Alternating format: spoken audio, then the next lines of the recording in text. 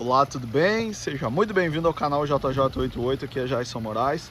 Pessoal, tô aqui em Nova Trento, Santa Catarina, com esse homem aqui. Boa tarde! Prazer, tudo bem? Me chamo Guilherme. Tudo bem, Guilherme? Muito prazer, pessoal, tudo bem? Sejam bem-vindos. Muito bem. Aonde que nós estamos? Bom, hoje vocês estão na Vinícola Girola, que é localizada aqui em Nova Trento, Santa Catarina, na terra da Madre Paulina, né? Muita gente conhece aí a nossa santa, muita gente também conhece um pouquinho dos nossos vinhos, né? Se vocês quiserem dar uma olhada no nosso rótulo maravilhoso. Muito bem, cara. E foi inspirado em quê? Essa garrafa gigante aqui? Bom, cara, é uma inspiração dos nossos vinhos, né? Aí a gente tem o nosso carro-chefe da vinícola, que é o nosso vinho tinto suave, com uma barrica aí, recebendo nosso vinho precioso. Esse é o nosso líquido precioso. Você quer vinho mesmo? Esse não, esse aqui é só água e corante, tá? A gente vai conhecer os vinhos aí ali dentro da nossa vinícola. Você vai conhecer bastante coisa, o pessoal que tá acompanhando também. A gente trabalha com bastante coisa muito legal. Ô Guilherme, como que começou? Cara, assim ó, essa produção em si dos vinhos, ela começa em 1875, né? Lá na época da choupana dos colonos chileses, que era o marco ali das pessoas que vieram lá do norte da Itália aqui pro Brasil, né? Claro que naquela época a Europa aconteciam várias revoluções, então bastante países na época acabaram sendo afetados e um deles foi a Itália. Então esses imigrantes, eles vieram lá do norte da Itália, né? De uma cidade chamada Trento. Então hoje o nome da nossa cidade é uma homenagem a isso, né? Os imigrantes batizaram Nova Trento em uma homenagem a Trento do norte da Itália, né?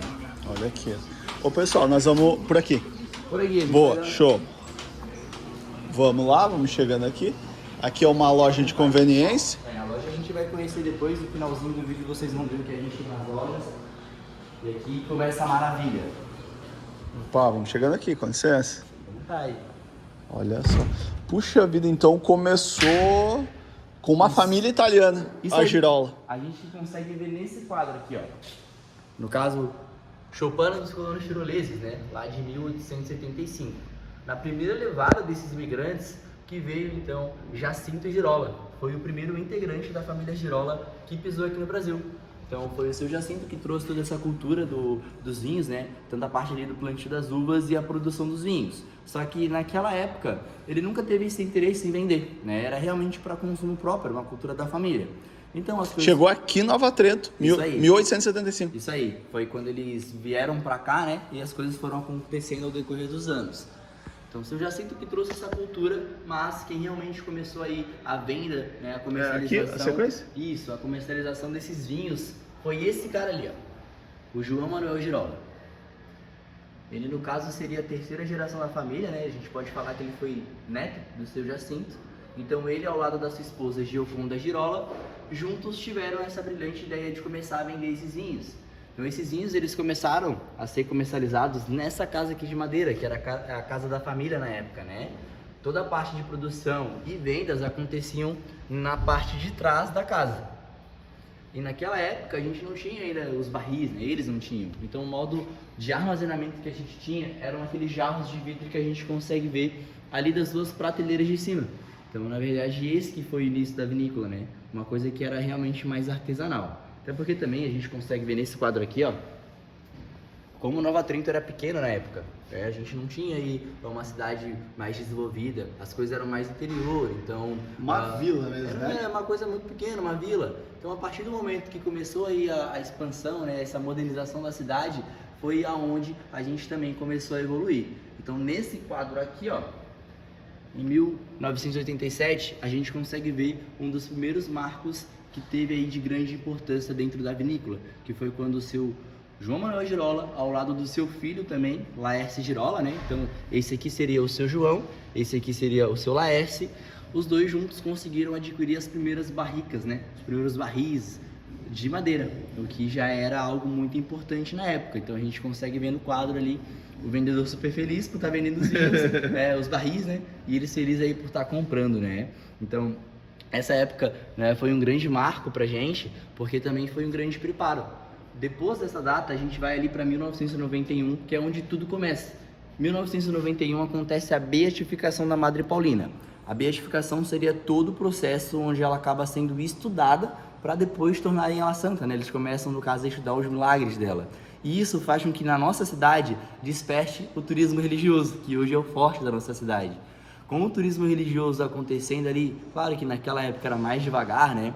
Mas muita gente começou a vir para cá de excursão, a gente conseguia vender cada vez mais os nossos vinhos, porque a gente tinha mais público para alcançar. Naquela época não tinha, né? Não tinha YouTube, não tinha Instagram, não tinha nenhuma dessas ferramentas. Seria o quê? O boca a boca, né? Que é o marketing boca a boca que a gente fala. Aqui a gente pode ver. Em 1995, a gente tem uma pequena foto do bairro Vígulo, né?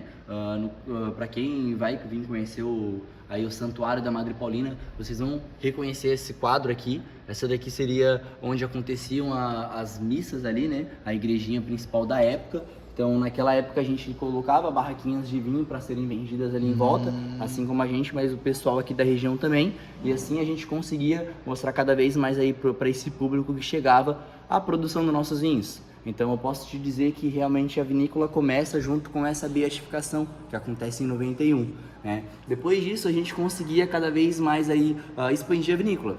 A gente consegue dar uma olhada nesses quadros aqui, ó. A vista aérea da nossa vinícola lá em 1995, né, que já era uma data após a beatificação de como as coisas já estavam evoluindo. Então esse aí é 95, aqui a gente tem 97, né? É aqui nesse local. Esse local aqui, Esse local. desde essa casa aqui é nesse local. Então a gente só foi expandindo com o tempo, né? Então aqui a gente tem a nossa vinícola ali em 97, tem a parte da loja aqui a parte da produção em si que a gente vai conhecer daqui a pouco também. E principalmente o aumento nos barris, né? Então aqui a gente consegue ver barris aí com 20, 10 mil litros de capacidade, o que para a época, 97, para a gente já era algo muito importante, né? A gente pode até fazer uma comparação, em 87 os nossos barris aí eles batiam 1000 litros, 10 anos depois eles já estavam aí cada vez maiores, contendo 10, 20, até mesmo 30 mil litros de capacidade. Então essa beatificação, ela acabou nos ajudando muito, né? Deu esse engate, esse gatilho pra gente evoluir cada vez mais. E aí, sem contar que é o cliente, é o consumidor aqui, né? Exatamente. E aí hoje a gente sabe que vocês estão aí muito longe, né? O vinho geral está muito longe, né? Hoje a gente atende o Brasil inteiro, né? Sem falar que a gente também exporta para Filipinas, para o Paraguai. Então as coisas elas estão subindo o patamar, né? Mas a gente sempre tem que lembrar do começo, que foi através da beatificação, né? Então, nesse quadro a gente consegue ver o atual proprietário da vinícola, que seria o filho do seu João, Laércio Girola, né? Ao lado do seu pai aí, o seu João, né? Foram os dois responsáveis por crescimento nessa época. Inclusive, na mesma época ali que acontece a beatificação, foi quando também o filho do casal assume a vinícola. Ele ao lado da sua esposa, Tânia Girola, que a gente vê naquele quadro lá em cima, né? A atual família Girola. Eles assumem as dependências financeiras da vinícola lá em 92, ingressando aí a 4ª geração da família, se tornando os atuais proprietários, né? Hoje eles continuam aí na administração da vinícola. Na época, o seu João e a dona Gioconda, eles se aposentaram, porque já estavam mais idosos, né? E sabiam que o filho já estava preparado para aguentar os desafios que estavam para vir aí na frente, né? Desafio esses que a gente pode falar sobre também a canonização da Madre Paulina, né? A canonização dela é em 2002, que é quando eles confirmam os milagres e tornam ela santa. Então, esse turismo que já estava envolvido aqui com a nossa vinícola, com a cidade, ele aumenta de vez. E isso explode. Ele explode. Então as nossas vendas elas foram acompanhando. Tanto que tinha épocas aí que aqui em Nova Trento a gente batia de visitantes por mês, 80 mil visitantes. Então, olha só. E aí habitantes da cidade, mais ou menos?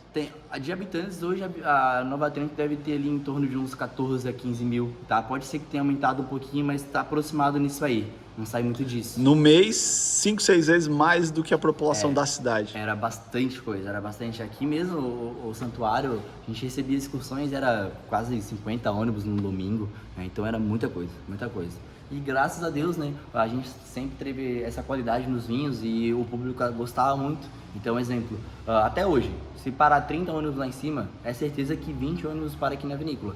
Então isso fez com que a gente aumentasse. A gente consegue ver as evoluções, né, aqui dos primeiros rótulos que a gente teve na vinícola. Muita gente vai conhecer o Girola, né, vai até comentar ali nos vídeos, né, vão lembrar bastante desses rótulos aqui, ó. Que foram os que ficaram até 2022. Olha só. Lá nos mercados e tal. Isso. Hoje a gente já teve uma alteração nos rótulos, a gente vai conhecer mais no final. Beleza. E aqui também, ó, a gente consegue ver um pouco de como a vinícola está hoje em dia.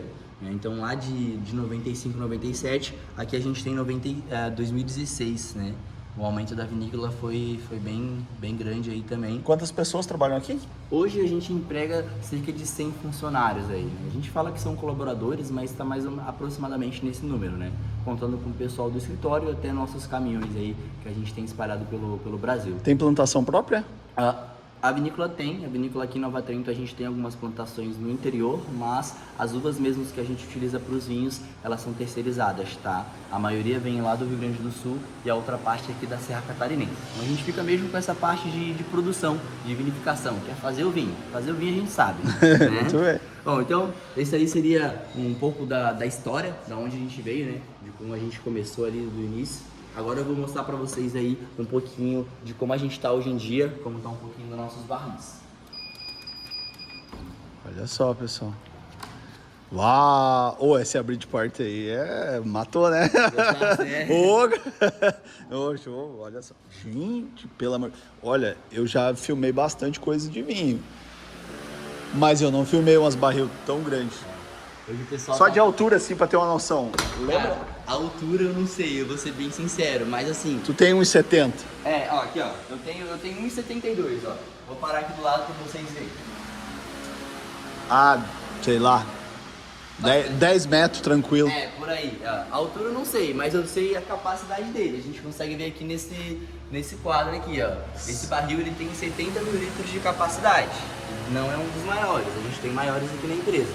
Olha só. Escute, quantos anos tem um barril desse? Do que ele é? Assim, ó, esses barris aqui que a gente tem nesse setor, eles são os barris que são destinados ao armazenamento da nossa linha de vinhos de mesa. Hoje a Vinícola Girolamo trabalha com 2 linhas de vinho, a gente vai acabar conhecendo as duas, tá? A linha dos vinhos de mesa, que seriam os vinhos de consumo rápido, né? A gente pode falar que são vinhos que não envelhecem, então ele é um vinho que tem um paladar mais fresco, é um vinho mais em conta, até mesmo ali ele seria um pouco mais doce, então eles são armazenados nesse setor. Esses barris que a gente tem aqui de madeira, muita gente pode até achar que são de carvalho, mas na verdade não são.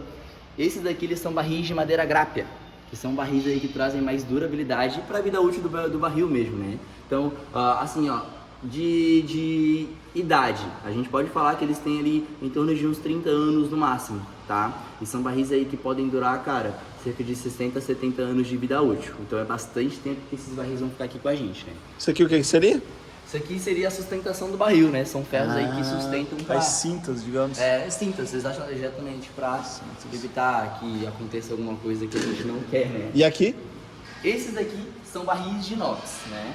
No caso, hoje em dia o inox seria a modernidade dos barris, seria o que traz mais praticidade para a questão de manutenção, questão ali do próprio vinho, até mesmo a limpeza do barril, né? Mas a gente trabalha com os dois tipos, porque no caso os barris de madeira ainda tem bastante tempo aí com a gente, né? Mas a gente acaba tendo os dois, porque os dois são bem úteis. E até para a questão da visita, né? Fica bem interessante. Sim. Por exemplo, a gente não olha para cá. A gente olha aqui. O pessoal já entra, remete ao passado. O tamanho do barril, exatamente. Os barris de madeira são mais bonitos visualmente, né? Uma curiosidade bem legal deles. Esses barris de madeira por dentro, eles são revestidos com um verniz que a gente chama de epóxi. Esse verniz ele acaba impedindo que o vinho ele tenha contato com a própria madeira do barril, né? Seria um verniz alimentício. Por quê? Pelo fato do vinho de mesa ser um vinho que não tem essa capacidade de envelhecimento, ele também não apresenta a capacidade de ter troca de sabores com a madeira, né? Já ouviu falar dos vinhos que são barricados? Um Cabernet reservado, reserva? Então, o que acontece? Como é que a gente faz essa questão ali dele ser barricado? Ele vai ficar armazenado no barril de carvalho para ocorrer a troca de sabores. Mas o vinho de mesa, ele não tem essa capacidade e o verniz está aí justamente para isso. Ele acaba impedindo que os dois tenham esse contato direto, então não tem como eles terem troca de sabores. Fica armazenado realmente mais para questões aí de armazenamento, né? A gente só quer que o barril sirva para armazenar o vinho, não para envelhecer, certo? Top, muito bem. Olha, gente. Vinhos Girolamo. Vinhos Girolamo. Procura aí no mercado, mais perto da sua casa. Vai aparecer, é para aparecer. Se não tem o site também, tá, gente? Então a gente tem os barris de madeira, os barris de inox, pensando dos tamanhos, né? Eu tava comentando antes. A gente tem 3 barris de madeira que tem 70 mil litros e o resto aqui nesse setor ele vai variar entre 50 ou 40 mil, tá? A gente vai estar seguindo aqui no corredor, lá na frente a gente vai conhecer o maior barril de madeira desse setor aqui. Olha só, gente, incrível. Quero ver se o pessoal vai acertar aí no comentário, já coloquem agora. Quanto será que vai ter de capacidade esse barril? Aqui o maior é 50. Aqui o maior é 70. 70. Seriam os 3 primeiros barris. Gente do céu. Aí ali no outro setor tem o maior. Sei lá, eu vou chutar 200? Não é possível, Não né? muito, não muito. De madeira não, de madeira tem um pouco menos. 100? Por aí. Olha, na verdade é o número quebrado, ele tem 108 mil litros. Bah, gente, Esse aqui, ó. 108 mil litros de vinho. Tem uma referência. Olha ali. 10 metros, gente. Incrível. 108 mil. Hoje na vinícola, ele seria o maior barril de madeira mesmo, tá? Então ele traz essa capacidade de 108 mil litros, que se a gente converter para as garrafas que tem o tamanho tradicional, que é 750 ml, ele consegue envasar cerca de umas 144 mil, mais ou menos. Então na vinícola ele seria o maior de madeira. Mesmo assim a gente tem mais alguns barris de inox. Então, o objetivo dos barril é Armazenar o vinho. pro ano, pra safra. É isso? Exatamente. A safra corre de...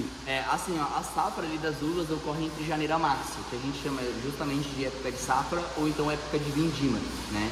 Que seria quando? Quando lá no Rio Grande do Sul, aqui na Serra Catarinense, tem uva, né? Os parreirais de uvas estão cheios. Aí o pessoal começa a recolher essas uvas e trazer aqui para a empresa. Então, nesse período que a gente faz ali toda a parte de elaboração alcoólica dos vinhos, né? Então a gente pega as uvas, leva para uma máquina que chama desengaçadeira, onde ela vai fazer ali toda a separação do talo da uva, e no caso o talo seria o cachinho dela, né? E também onde ela vai romper a baga. Então o que sai dali da desengaçadeira é chamado de mosto, que é o líquido, a semente e a casca. Esse mosto a gente transporta até os barris de fermentação alcoólica. Dentro desses barris a gente adiciona bactérias que são chamadas de leveduras. Que são justamente as leveduras que vão fazer essa fermentação alcoólica acontecer. Como é que a gente transforma o suco de uva em vinho? As leveduras comem o açúcar da uva e transformam no teor alcoólico do vinho, né? Então, no caso dos vinhos de mesa, que são os vinhos desse setor aqui, a fermentação alcoólica ela vai durar em torno de 5 a 7 dias, aí, mais ou menos, né? Pode ser que seja maior, pode ser que seja menor. Depois disso, esse vinho ele vai ser todo filtrado, ali a casca, a semente, elas vão ser retiradas e aqui nesses barris chega só o líquido, né? Muito bem. O vinho pronto. Tá. Então, o suco... Qual é a diferença de fazer suco e fazer vinho? A diferença de fazer o suco e fazer o vinho é que no suco a gente não precisa fazer essa parte de fermentação alcoólica, né? A gente pode só filtrar ali, pasteurizar e colocar nas garrafas para venda. Já o vinho não, a gente precisa fazer essa fermentação alcoólica, que a gente precisa transformar o suco, na verdade o açúcar do suco em álcool, né? Para fazer ali a transformação para o vinho. Entendi. Claro que é uma coisa bem mais técnica, eu só tô dando ali um resumão do que acontece realmente, mas é mais ou menos essa ideia. As leveduras comem o açúcar e transformam no teor alcoólico do vinho. Isso seria a fermentação alcoólica ali do suco para o vinho. Aí os vinhos são armazenados aqui nesses barris, onde eles ainda passam um período de estabilização, né, de descanso, e depois disso ele fica aí disponível para ser mandado por invase, né, pela demanda da nossa empresa. Então é por isso que um dos motivos também da gente ter bastante barril aqui dentro, né, é por conta disso. Hoje a nossa demanda de vinhos é bem alta na empresa. Então os barris têm que durar pelo menos até no final de dezembro com os vinhos, né? Aí ali no comecinho de janeiro a gente começa toda essa parte de elaboração de novo dos nossos vinhos, certo? Show. Olha aqui, gente, vamos lá. Uma pergunta. O vinho quanto mais velho, melhor? É mito ou é verdade? Assim, ó, eu posso te dizer sim e não. Essa é um ditado, né? Quanto mais velho, melhor. A gente, aqui sempre que me perguntam eu respondo isso. Sim e não. Por quê? Tem motivos. Vamos lá. Quando a gente fala esse ditado, o vinho quanto mais velho, melhor, a gente acaba entendendo ele de maneira errada, né? Por quê? Muita gente acaba assimilando com o vinho no seu paladar. Então pensa, se esse vinho é velho, eu vou tomar e eu vou gostar, porque ele vai ser o melhor. Mas não é assim que funciona. A gente sempre diz que o melhor vinho é aquele que se encaixa no seu paladar. Então pode ser, você gosta de vinho seco? Gosto, seco. Você gosta de seco, beleza. Vamos dizer que eu pego você que gosta de vinho seco e boto aqui do meu lado uma pessoa que gosta de vinho suave. Aí eu pego uma garrafa aqui que tem 10 anos de envelhecimento. Falo, ó, isso aqui é um vinho tinto seco, nosso melhor vinho. As duas provam. Você gosta e ela não, entendeu? Justamente por conta disso. O melhor vinho pro paladar é aquele que a gente gosta. Mas então por que tem esse ditado, né? O que acontece? Os vinhos que trazem essa capacidade de envelhecimento, eles são vinhos que ao longo do tempo eles vão se tornando mais encorpados, ele ganha mais estrutura, ele ganha mais paladar, mais aroma. Então ele se torna um vinho mais redondo, né, mais encorpado. E é justamente isso que significa o melhor dele, entendeu? Mas não necessariamente que ele vai se tornar o melhor vinho para a pessoa que vai beber. Isso é muito questão ali de gosto. De gosto mesmo. De cada um. Muito então bem. por isso que sim e não, entendeu? Entendi. Show. Olha só, gente. Ó. Que legal, olha aí. E aqui a gente já começa nas máquinas, né? A gente tem a nossa principal máquina de envase, de engarrafamento na nossa linha de vinhos. Então a gente pegou um momento maravilhoso que o maquinário está funcionando agora, então eu vou conseguir explicar o que está acontecendo dentro dele, né? Então vamos lá, como é que a gente transporta o vinho para cá? Bom, vocês conseguem ver ali, ó, que nos barris tem esses bicos, bicos ali. Então, nesses bicos a gente conecta as mangueiras. E com a ajuda de bombas a gente faz o transporte desse vinho. Então o vinho ele vai por cima desse maquinário e é distribuído nos bicos enchedores, que é essa parte aqui que fica girando também. Mas o maquinário em si, ele começa atrás daquela janela lá. Atrás daquela janela, a gente tem uma máquina, né, onde tem uma pessoa responsável por ela. Essa máquina aí, ela vai pegar as garrafas que vêm paletizadas e vai colocar numa esteira. Então a esteira ela vem afunilando as garrafas até aquelas mangueiras usadas ali, ó. Vocês conseguem ver? Ali nas mangueiras usadas a gente tem a primeira etapa do maquinário, que é onde a gente vai fazer toda uma esterilização, uma limpeza dentro dessas garrafas, tá? Então elas ficam de ponta cabeça porque elas recebem realmente um jato d'água dentro. Aí logo em seguida elas entram então nos bicos enchedores, que é onde a gente vai colocar o vinho dentro da garrafa. Não sei se vocês vão conseguir ver no vídeo, mas a gente consegue ver que elas são enchidas lá atrás. Sim. Aí a garrafa ela continua vindo pela esteira e vem para essa parte aqui que seria a etapa de vedação, que é onde a gente vai colocar ali toda a rolha de cortiça na garrafa, né? Que seria aquela vedação que todo mundo conhece. Então como é que funciona? Mesma coisa, a garrafa entra na máquina, é colocado a rolha e ela volta para a esteira. Esse é o processo, não tem nenhuma dificuldade. Uma coisa bem interessante desse maquinário é que aqui ó, nessa parte, onde tem esse mesal ali, a gente trabalha com outro estilo de vedação. No momento não está funcionando, mas seria a vedação skill cap. Sabe aquela tampa de rosca que é mais fácil de abrir as garrafas? É justamente ali que a gente coloca. Então, no caso ela não está funcionando agora, provavelmente pelo fato do vinho que está sendo envasado pedir a rolha e também pela garrafa, né? Mas quando a gente precisa envasar ali, quem define as vedações, no caso seria o operador do maquinário. Na hora mesmo ele define, não, vai ser envasado as garrafas de 1 litro, então essas aí são com a tampa de rosca.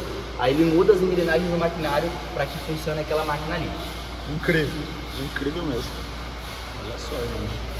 Aí continuando aqui no corredor, a gente tem aqui a primeira etapa de identificação das garrafas que a gente fala. Aqui a gente tem a capsulador. No caso, o capsulador é onde a gente coloca a cápsula, né? Que seria aquela parte de plástico, onde a gente vai, no caso, tirar a rolha, sempre tem uma vedação de plástico em cima. É justamente aqui que a gente coloca. Então, vocês conseguem ver certinho o que está acontecendo. Lá onde tem aquele sensorzinho amarelo que fica piscando, assim que a garrafa passa por ele, o maquinário é avisado. Aí a garrafa centralizando no meio do capsulador, a cápsula ela cai em cima. E se acaso o sensor não ligar, a cápsula ela não cai. Vai acontecer agora, a gente vai dar uma olhada. Legal, né? Logo em seguida ela vem para essa estufa de ferro aqui, que a gente chama de encolhedor. O encolhedor, por ele ser uma estufa ali dentro, é bem quente.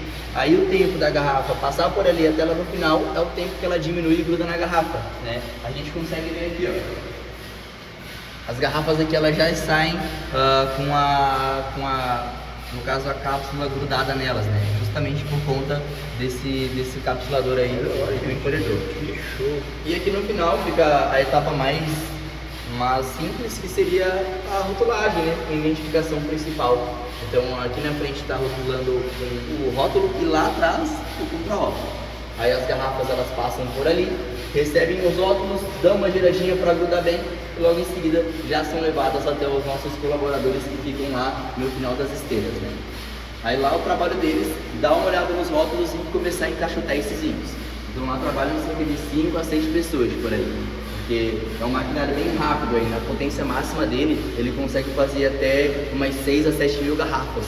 Então tem que ter um pessoal bom lá para conseguir encaixotar, dar conta disso tudo. 6 a 7 mil garrafas por dia? Por hora. Por hora. Exatamente. Essa é a média dele, o pessoal consegue trabalhar nisso.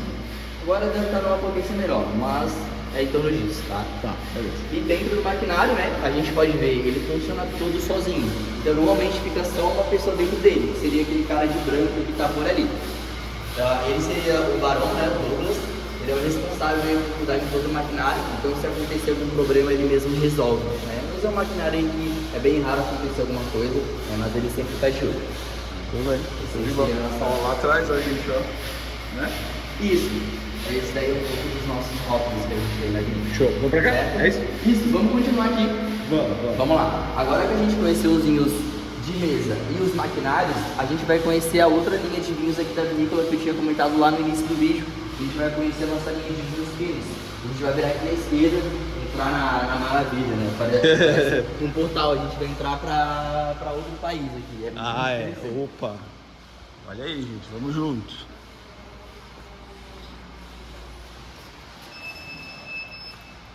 Bom, pessoal, sejam bem-vindos à nossa cave de vinhos finos. O que é uma cave, pessoal que não conhece? Bom, a cave, né, ela seria uma abreviação da palavra caverna. Por quê? Assim que a gente entrar nessa estrutura, em cima da gente vai ter uma camada de terra que traz ali em torno de 1,5 metro, mais ou menos, né? Então a gente brinca, né? Porque a gente fica debaixo da terra. O que acontece? Essa camada de terra, ela acaba nos ajudando a controlar melhor a temperatura, né? A terra sempre foi um ótimo isolamento térmico, então aqui, né, o pessoal do vídeo não vai conseguir ver, mas tu consegue, é bem mais frio, né? Por quê? Luz e temperatura são condições que influenciam muito no vinho, principalmente nos vinhos que envelhecem, já que eles vão passar um período maior de tempo. A gente acaba controlando tudo melhor para evitar problemas, né? Então vocês vão ver que assim que eu entrar aqui na salinha, as luzes elas já ligam sozinhas, né? Tudo aí controlado. Olha só, gente. Olha aqui, ó. Que coisa incrível. Olha. Legal, né? Muito show. Aqui do lado é as garrafas. São garrafas cheias. São garrafas cheias, exatamente. É o que acontece. Pelo fato da nossa linha de vinhos finos, então, trazer os vinhos que podem ser envelhecidos, a gente faz o envelhecimento deles aqui. Então, o envase acontece lá naquele maquinário. Só que se você olhar as garrafas aqui, ó, elas não têm rótulo, né? Elas são realmente só envasadas com a rolha. Aí o pessoal traz pra cá e aqui acontece toda essa parte ali de envelhecimento. Claro que o envelhecimento dos vinhos é uma coisa que é muito única, porque cada vinho ele tem um tempo ali que ele pode envelhecer, né? Isso quem vai definir, até mesmo a uva que a pessoa usa, ou então o enólogo que vai fazer o vinho, a pessoa que vai comercializar ele, ou a vinícola.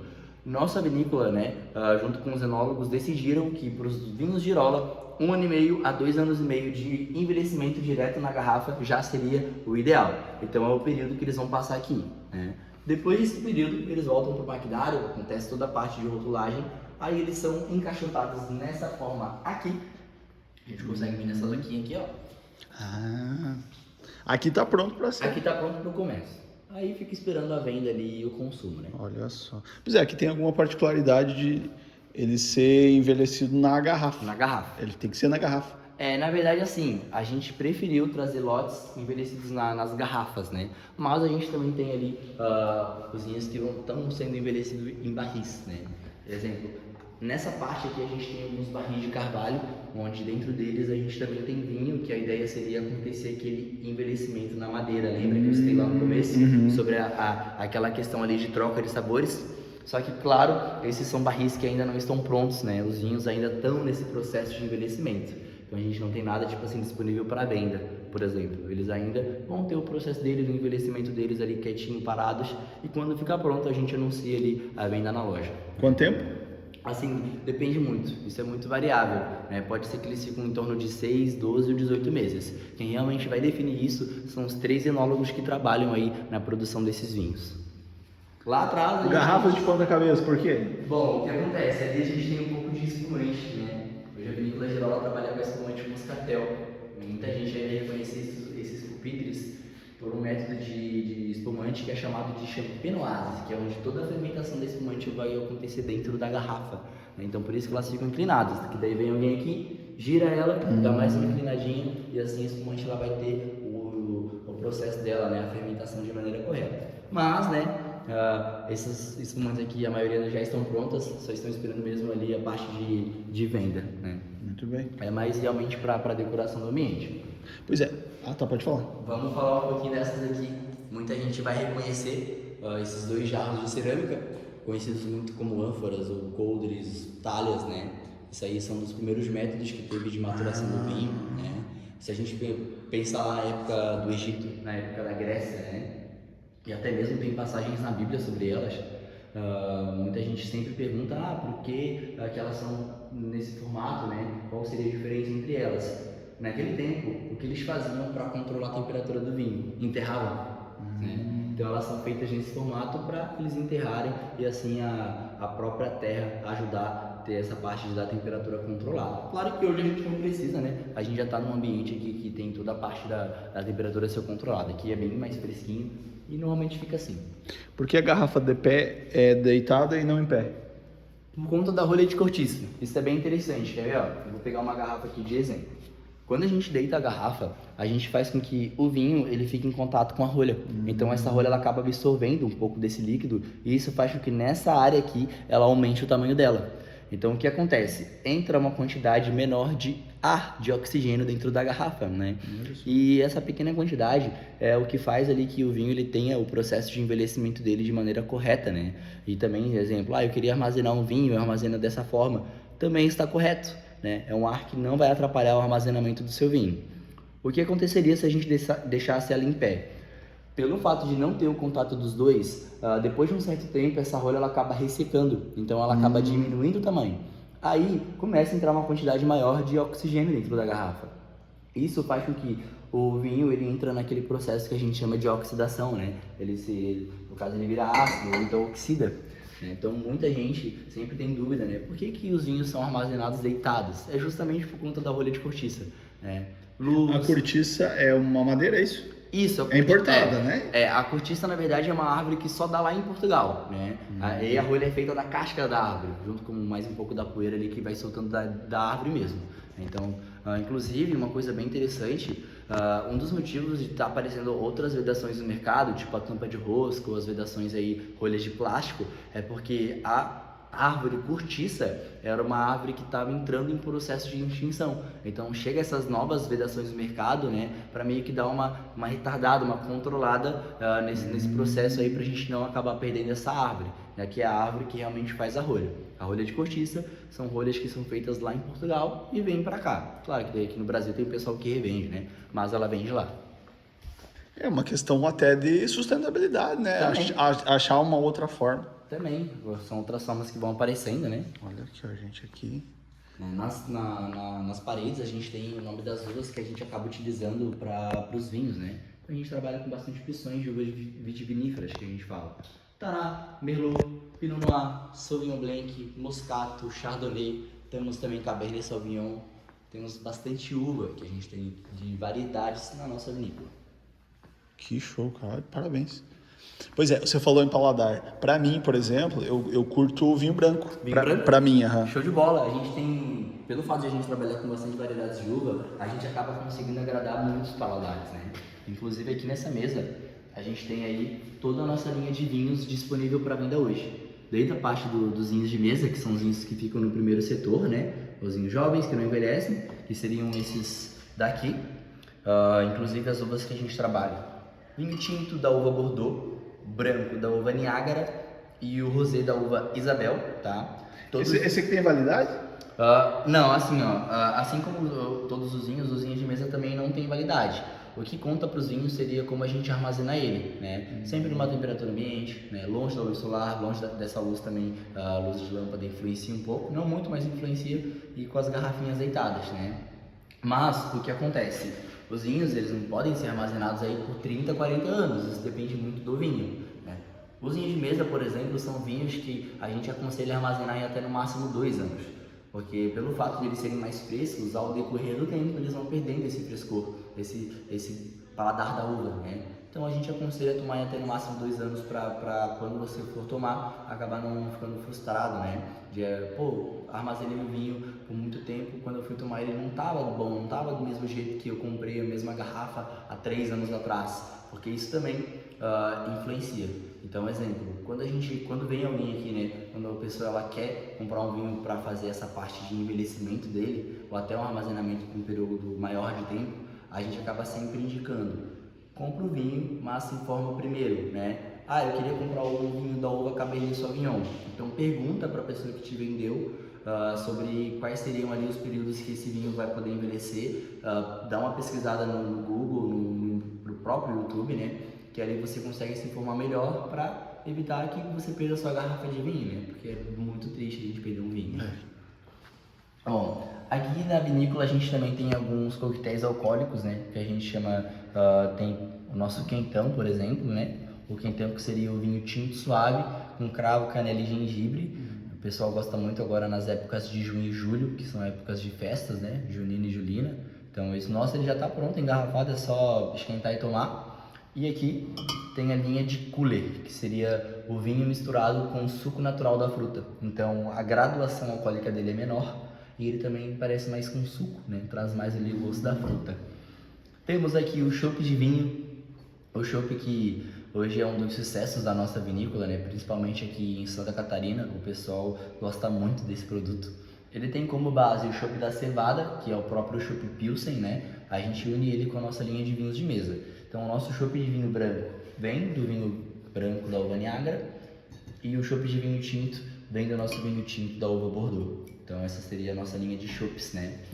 Aqui tem os nossos frisantes, né? Que são bebidas aí mais pro verão, mais refrescantes, já que o frisante seria também os vinhos de mesa, só que dessa vez gaseificados, né? Muita gente acaba gostando bastante desse produto, parece muito com uma espumante, só que essa parte de gás ela seria diferente, né?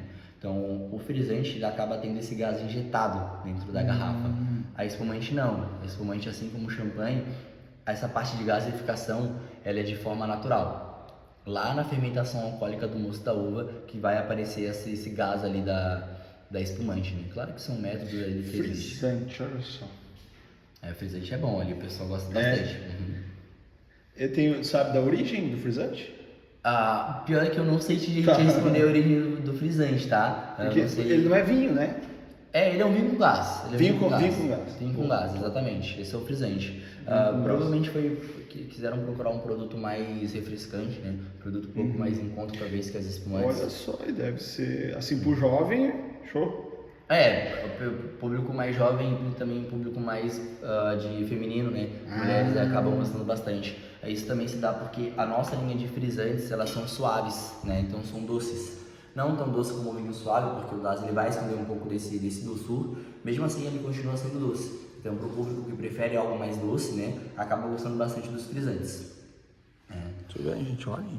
E pra gente finalizar, né, nessa parte aqui, ó, a gente tem a linha de vinhos exclusiva aqui da Vinícola Girola, que é justamente a nossa linha de vinhos finos, que são os vinhos que a gente encontra aqui na casa. Então, Partenza. Oi? Partenza, La Exatamente, Partenza. Exatamente. A nossa linha de vinhos finos, ela faz parte de uma marca chamada La Partenza.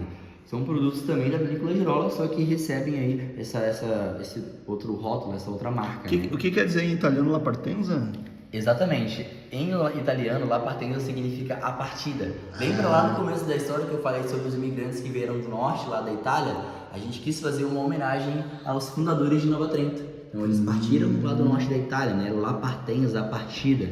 Então vocês podem ver que os rótulos, ó, tem símbolos, né? Figuras simbolizando Veleiro ali, e tal, exatamente, né? meios de locomoções show, que foram utilizados no passado e realmente em prol de uma partida. né? Simbolizando aí, tudo parte de algum lugar. Assim como eles partiram de lá para cá, a gente está partindo com uma linha nova de vinhos aí, dando um início novo aqui na Vinícola Girola, né? Então a gente acaba trabalhando com bastante variedades de uva. Começando aqui pelas brancas, claro, né? Exemplo, temos o Moscato. O Moscato aí que é um vinho que a gente está tendo a opção de seco e suave. O Sauvignon Blanc, que é um vinho que a gente traz na opção só de branco seco. E o Chardonnay, que é a rainha das uvas brancas, a gente pode falar, né? De rosé temos o Pinot Noir, né? Nosso Pinot Noir é um vinho rosé. Muita gente vai estranhar, porque normalmente Pinot Noir é tinto, mas o nosso acaba sendo o rosé. E aqui, os tintos realmente, né? No caso, esses daqui, que seriam os vinhos que envelhecem direto nas garrafas ali, entre 1 ano e meio a 2 anos e meio. Então a gente trabalha com 3 opções de uva. O Merlot, que a gente tem na opção de seco ou demi-seco, né? E o Cabernet Sauvignon e o Tannat, que a gente vai ter só na opção de seco. Né? Muito bem. Essa daqui seria toda a linha de vinhos que a gente tem disponível na Vinícola Girola hoje. Muito bem. A Girola é o site, qual que é o site? O site é www.vinhosgirola.com.br ou é só jogar no Google ali mesmo, Vinho Girola, que já vai aparecer. Já vai ser redirecionado direto ao nosso site. A pessoa que vem aqui em Nova Trento, não tem como em Nova Trento não passar aqui na frente, né? Não tem como. Ver essa garrafa que a gente mostrou no Exatamente. começo. Vocês viram a garrafa, né? Vocês vão vir aqui, quero conhecer realmente a vinícola, como é que eu faço? Pode fazer essa visita aqui que eu fiz. Exatamente, Na rua, para vir para Madre Paulina, pro Vígulo, você vai vir na rua, você não tem como você se perder, porque é uma rua só. E a gente fica bem perto do santuário, vocês vão ver a garrafa também. Vocês vão poder fazer essas visitas, né? Além de eu como guia, que sou o Guilherme, a gente também trabalha com mais outra equipe de guia aí que vai ter na vinícola. Então as visitas ocorrem todos os dias, das 9 horas até as 5, sempre a cada 1 hora. 9, 10, 11, meio-dia não tem, porque a gente vai almoçar, né? 1, 2, 3, 4 e 5. Esses são os horários da visita. Totalmente gratuita, tá? E pode vir aí com família, amigo, pode trazer, 100 pessoas que a gente vai dar um jeito de encaixar todo mundo aqui dentro. Tudo bem. Fechou? Show. Vamos sair aqui? Exatamente. Vamos voltar aqui. Vamos voltar no começo, né? Exatamente. Agora a gente vai tudo esquematizado aqui dentro. Vamos A aqui. gente vai entrar agora na nossa loja, que é onde vocês vão poder provar, conhecer ali os vinhos que vocês conhecem todos os processos, né? Harmonizando aí com queijos, com salames. Aqui, os voltais, por exemplo, aqui a gente tem a Mônica. Oi, mano, tudo Que é a bem? nossa responsável do queijo. Olha A gente só. trabalha com bastante variedades. Claro que são produtos terceirizados, a gente não produz queijo, tá? A gente só produz os vinhos mesmo. Mesmo assim, a gente traz aqui a opção de prova para você degustar e realmente saber o que tá levando. Né? Muito bem. Que queijo é esse aqui? Esse é o Gruyère. Esse é o queijo Gruyère. Gruyère. Isso. Maravilhoso. É brasileiro? Eu não sei, acho que Esse, no caso, os queijos que a gente tem aqui, assim, eles né? são aqui Tô eles curioso, são produtos vamos ver. aqui da região, tá? Ele é daqui. Então, são produtos aqui da região. Vamos ver, gente. Queres provar? Eu não, mas quer, né? Tem queijo colonial, tem queijo serrano, tem o queijo Gouda, tem o queijo steppe, né? Tem o provolone, emmental, gruyère, tem queijos diferentes, tipo esse aqui, ó, que é temperado, né? Cebolinha, salsinha. A gente tem algumas coisas de geleia aqui também. Tudo trazendo prova, né? Então não tem como sair daqui sem saber se realmente esse produto é bom. Coisa E aqui boa. na parte do balcão principal, a gente vai ter ali a degustação dos nossos vinhos, né? Então tem aí o pessoal que já tá trabalhando. Tem vinho branco? Temos vinho branco, seco, Ó, eu vou dar pra você provar o nosso vinho da linha La Partenza. Você falou que gosta de vinho branco seco, né? Sim. Aqui, ó. Obrigado, já. Então, vamos ver aqui, gente. Ó, esse aqui, ó, pessoal, é o vinho Sauvignon Blanc. Ele é um vinho branco seco, né? Um vinho fino da linha La Partenza, que foi a linha que a gente conheceu ali por final. Ele vai provar aqui e vai dizer pra vocês se é bom. Vamos ver. Nossa, o cheiro dele é muito bom. Ele é bem aromático, né? Nossa, gente. O vinho é questão de gosto. Questão de gosto. Vinho é questão de gosto. Você gosta do qual, Guilherme? Eu gosto de Sauvignon Blanc. É? Aham, eu gosto de Sauvignon Blanc. Eu prefiro também vinho branco seco. Olha, que vinho. Gente, olha. Tanto que quando você É falou top, é top. sobre Ah, gostar deve de ser vinho já. branco, eu já falei, esse é dos meus. Nossa, gente.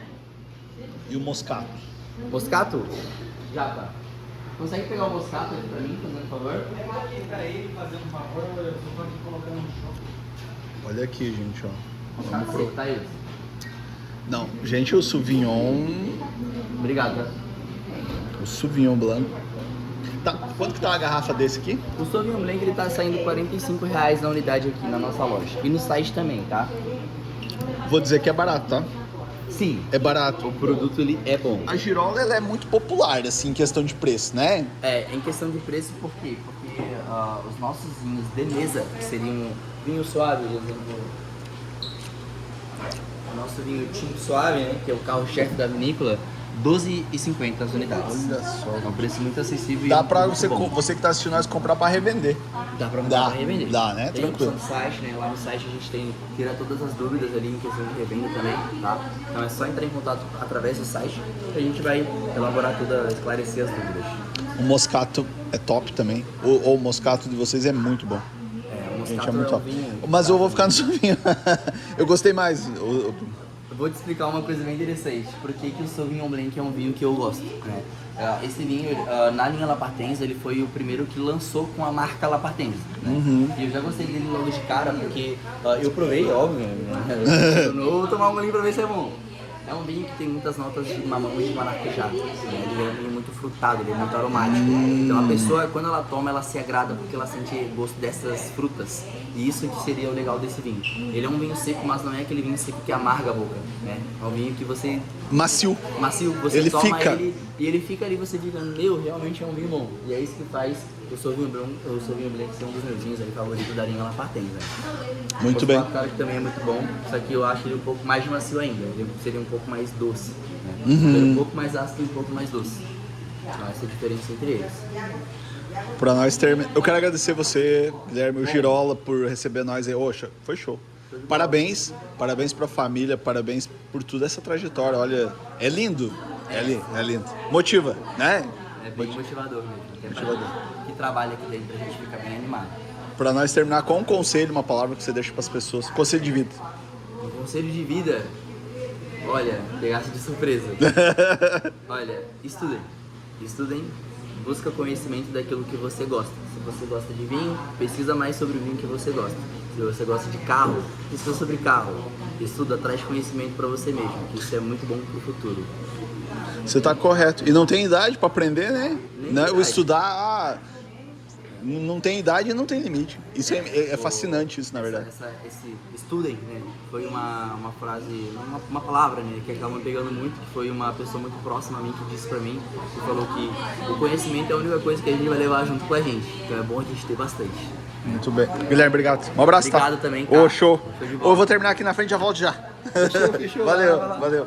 Pessoal, vocês estão assistindo nós. Pessoal, aqui é Nova Trento, tá? Aí você, é na rua principal, não tem erro. A Girola aqui, tá bom, pessoal?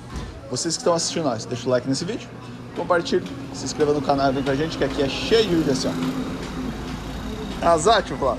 Grande abraço, fiquem com Deus e até o próximo vídeo. Ô, pessoal, vai aparecer um link pra vocês do vídeo nosso da nossa. Só clicar e assistir. Gente, obrigado pela audiência e até a próxima. Valeu.